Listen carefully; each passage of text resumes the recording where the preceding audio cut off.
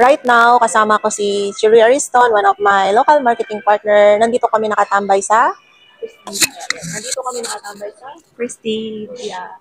Yung perks ng merong Prestige, meron siyang free water, free coffee, and free iced tea, free wifi, and maluwag yung upuan. Ayan, oh.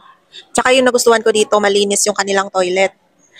And habang nagwe-waiting ka at napagod ka, pwede kang tumambay dito sa Prestige.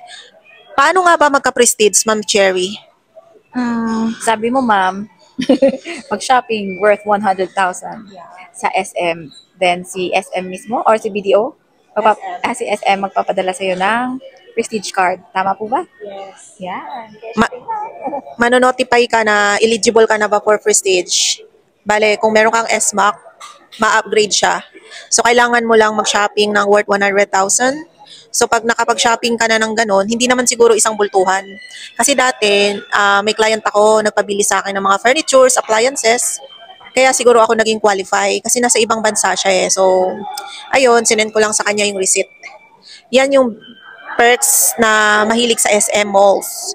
Kasi dito, malapit yung property namin, yung Style Residences, katabi lang ng SM malls. Maganda kasi everything you need is just within reach. Follow for more.